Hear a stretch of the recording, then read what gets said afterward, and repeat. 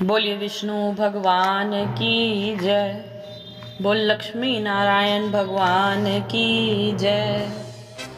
हम आपको सुना रहे हैं कार्तिक महात्म्य और यहाँ हम कार्तिक महात्म्य का 29वां अध्याय आपको सुनाएंगे। अगर आपने अभी तक पहले 28 अध्याय नहीं सुने हैं तो आप हमारी वीडियोस चेक कर सकते हैं, लिंक डिस्क्रिप्शन में है। तो आइए शुरू करते हैं 29वां अध्याय। राजा पृथु ने कहा, हे नारद जी, आपसे कलहा ने जिस प्रकार मुक्ति पाई यह सारी कथा हमको सुनाई है, मैंने भली प्रकार सुनी है। हे देव ऋषि, यह काम उन 2 नदियों के प्रभाव से हुआ था। कृपा करके मुझे यह बताने की कृपा कीजिए।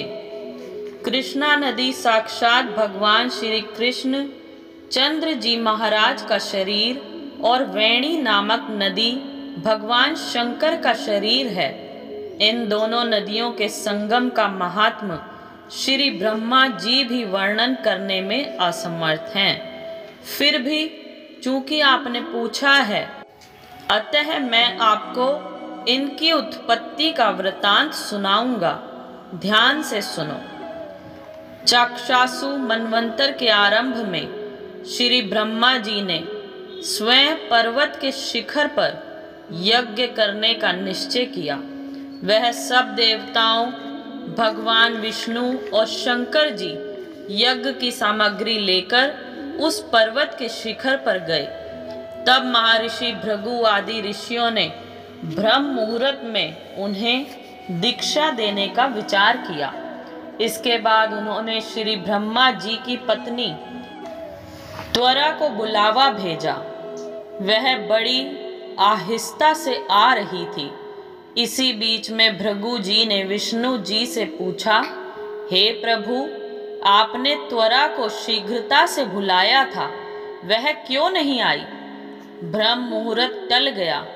इस पर भगवान विष्णु ने कहा, यदि त्वरा यथा समय यहाँ पर ना आई तो आप गायत्री को ही स्त्री मानकर दीक्षा विधान कर दीजिएगा। क्या गायत्री पुण्य कर्म में ब्रह्मा जी की स्त्री नहीं हो सकती? नारद जी बोले, भगवान शंकर ने भी विष्णु जी की बात का समर्थन किया। यह बात सुनकर भृगु जी ने गायत्री को श्री ब्रह्मा जी की दाईं ओर बिठाकर दीक्षा विधान आरंभ कर दिया। ऋषि मंडल गायत्री को दीक्षा दे ही रहा था कि इतने में त्वरा भी यज्ञ मंडप में आ पहुंची। श्री ब्रह्मा जी के पास में गायत्री को देखकर ईर्ष्या से क्रोधित होकर त्वरा ने कहा, जहां अपूज्यों की पूजा होती है और पूज्यों की अप्रतिष्ठा होती है, वहां पर दुर्भिक्ष, मृत्यु तथा भय तीनों अवश्यमेव हुआ करते हैं। यह गायत्री जी ब्रह्मा जी की दाईं ओर तथा मेरे स्थान पर बैठी हैं। यह अदृश्य बहने वाली नदी होगी। आप लोगों ने अविचार से इसे जो मेरे स्थान बैठाया है, अतः आप भी सबके सब जड़ रूप नदियां होंगे। नारद जी ने राजा पृथु से कहा, हे राजन, इस तरह त्वरा के श्राप को सुनकर गायत्री मारे क्रोध के लाल बबूला होकर अपने होंठ काटने लगी। देवताओं ने मना करने पर भी उसने उठकर त्वरा को श्राप दे डाला। गायत्री ने कहा, ब्रह्मा जी, जैसे तुम्हारे पति हैं वैसे ही मेरे भी पति हैं। तुमने व्यर्थ ही शाप दिया है, अतः तुम भी नदी हो जाओ। नारद जी ने कहा, तब तो देवताओं में भी खलबली सी मच गई। वह त्वरा को दंडवत करके कहने लगे, हे देवी, तूने जो ब्रह्मा आदि सब देवताओं को श्राप दिया है, इससे यदि हम सब जड़ रूप नदियां हो जाएंगे तो फिर निश्चय ही यह तीनों लोक ना हो जाएंगे, क्योंकि यह शाप तुमने बिना विचार दिया, अतः तुम इसे वापस ले लो। त्वरा ने कहा, हे देवतागण, आपने यज्ञ के आरंभ में गणेश पूजन नहीं किया है, इसलिए यह विघ्न उपस्थित हुआ है। मेरा यह शाप कभी खाली नहीं जा सकता, इसलिए आप सब अपने अंगों से जड़ीभूत होकर अवश्यमेव नदियां बनोगे। हम दोनों सौतें भी अपने अपने अंशों से पश्चिम में बहने वाली नदियां बनेंगी। नारद जी ने राजा पृथु से कहा। त्वरा के यह वचन सुनकर सभी देवता विष्णु शंकर आदि अपने अपने अंशों से नदियां बन गए। भगवान विष्णु के अंश से कृष्णा, भगवान शंकर के अंश से वेणी तथा श्री ब्रह्मा जी के अंश से ककुदमवती नाम वाली नदियां उत्पन्न हो गई। सभी देवताओं ने अपने अंशों को जड़ बनाकर वहीं स्वयं पर्वत पर फेंक दिया। फिर उन लोगों के अंश अलग अलग नदियों के रूप में बहने लगे। देवताओं के अंश से हजारों की संख्या में पश्चिम वाहिनी नदियां उत्पन्न हो गईं। गायत्री और त्वरा दोनों पश्चिम वाहिनी नदियां होकर एक साथ बहने लगी। उन दोनों का नाम सावित्री पड़ा। श्री ब्रह्मा जी ने यज्ञ स्थल पर भगवान विष्णु और शंकर जी की स्थापना की। दोनों देवता महाबल तथा अति बल के नाम से विख्यात हुए। राजन, कृष्णा और वेणी नदी की उत्पत्ति का यह वर्णन जो मनुष्य सुनेगा उसे दर्शन और स्नान का फल प्राप्त होगा। बोलिए विष्णु भगवान की जय। अब सुनाएंगे 30वां अध्याय। भगवान कृष्ण ने कहा, हे प्रिय, नारद जी के वचन सुनकर महाराजा पृथु बड़े विस्मित हुए। अंत में उन्होंने नारद जी का पूजन करके उनको विदा किया।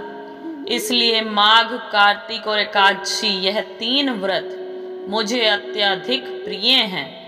वनस्पतियों में तुलसी, महीनों में कार्तिक, तिथियों में एकादशी और क्षेत्रों में श्री कार्तिक मुझे बहुत प्रिय है। जो प्राणी जितेंद्रिय होकर इनका सेवन करता है वह यज्ञ करने वाले मनुष्य से भी अधिक प्रिय लगता है। जो प्राणी विधि से इनकी सेवा करते हैं उनके मेरे अनुग्रह से सब पाप दूर हो जाते हैं। भगवान कृष्ण के वचन सुनकर सत्यभामा ने कहा, हे नाथ, आपने यह बात बड़ी आश्चर्यजनक कही है कि दूसरे के लिए पुण्य के फल से कलह की मुक्ति हो गई। यह प्रभावशाली कार्तिक मास आपको अधिक प्रिय है कि जिसे पति द्रोह का पाप केवल स्नान के पुण्य से ही नष्ट हो गया। दूसरे मनुष्य द्वारा किया हुआ पुण्य उनके देने से कैसे मिल जाता है, यह आप मुझे बताइए। तब भगवान कृष्ण ने कहा, बिना दिया हुआ पुण्य और पाप जिस कर्म द्वारा मिलता है सो सुनो। सतयुग में देश, ग्राम तथा कुलों को दिया पुण्य या पाप मिलता था, किंतु कलयुग में केवल कर्ता को ही पाप और पुण्य का फल भोगना पड़ता है। संसर्ग ना करने पर भी वह व्यवस्था की गई और संसर्ग से जैसे पाप व पुण्य दूसरों को मिलते हैं उनकी व्यवस्था भी सुनो। पढ़ाना, यज्ञ कराना और एक साथ भोजन करने से पाप पुण्य का आधा फल मिलता है। एक आसन पर बैठने तथा सवारी पर चढ़ने से, श्वास के आने जाने से पुण्य व पाप का चौथा भाग प्राणी मात्र को मिलता है। स्पर्श करने, भोजन करने से और दूसरे की स्तुति करने से पुण्य और पाप का 6वां भाग मिलता है। दर्शन करने, सुनने तथा ध्यान करने से मनुष्य को पुण्य और पाप का 10वां अंश मिलता है। दूसरे की निंदा, चुगली और धिक्कार करने से उसका 7वां भाग मिलता है। पुण्य करने वाले मनुष्यों की जो कोई सेवा करता है वह सेवा का भाग लेता है और अपना पुण्य उसे देता है। नौकर और शिष्य के अतिरिक्त जो मनुष्य दूसरे से सेवा करवाकर उसे पैसे नहीं देता तो वह सेवक उसके पुण्य का भागी होता है।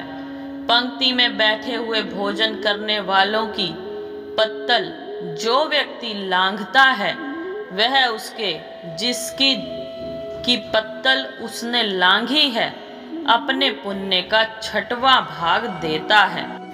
स्नान तथा ध्यान आदि करते हुए मनुष्य से जो व्यक्ति बातचीत करता है या उसे स्पर्श करता है वह अपने पुण्य का 6वां भाग उसे दे डालता है। जो मनुष्य धर्म के काम के लिए दूसरों से धन मांगता है पुण्य का भागी होता है।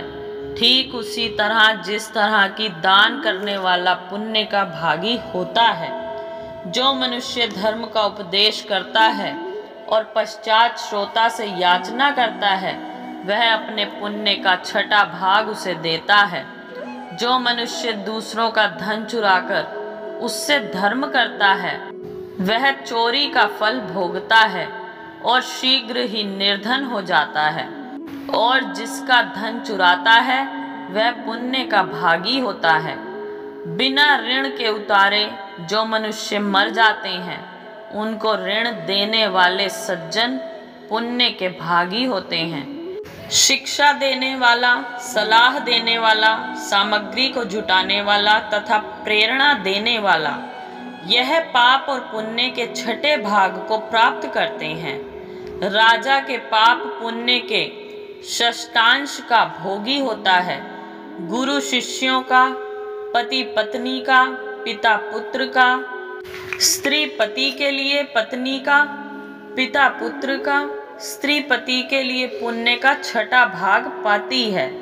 पति को खुश करने वाली आज्ञाकारी स्त्री पति के लिए पुण्य का आधा भाग ले लेती है। जो पुण्य आत्मा पराये लोगों को दान करता है वह उनके पुण्य का 6ठा भाग प्राप्त करता है। जीविका देने वाला मनुष्य जीविका ग्रहण करने वाले मनुष्य के पुण्य के 6ठे भाग को प्राप्त करता है।